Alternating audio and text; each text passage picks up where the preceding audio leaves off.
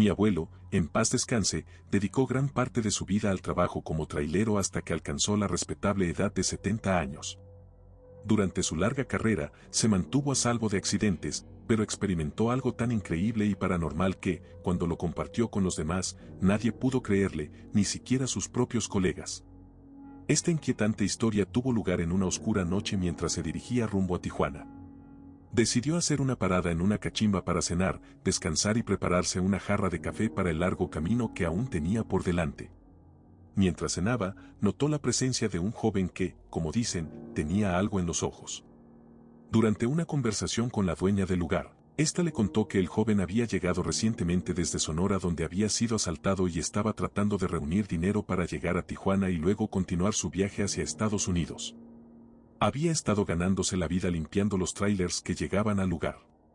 El joven le pidió un aventón a mi abuelo, pero él solo terminó su cena y continuó su viaje sin responderle. Sin embargo, a medida que avanzaba por la carretera en la noche, un olor putrefacto comenzó a llenar la cabina del tráiler. Mi abuelo, intrigado y alarmado, disminuyó la velocidad y buscó la fuente del hedor. Finalmente, encontró una bolsa de papel llena de vísceras de res podridas en el interior de la cabina. No sabía cómo había llegado allí ni por qué de repente comenzó a oler tan mal. Cuando se disponía a arrojar la bolsa por la ventana, algo captó su atención. Desde el rabillo del ojo, notó un movimiento junto a él. Al volverse, se encontró con una escena aterradora. Una cabra negra intentaba entrar por la ventana del tráiler. Pero no lo hacía de manera torpe o impulsiva, sino con una especie de inteligencia. Primero asomó la cabeza, luego una pata, y así sucesivamente, avanzando gradualmente hacia el interior del vehículo. Mi abuelo estaba aterrado y, sin saber qué hacer, siguió conduciendo mientras lloraba en silencio y rezaba.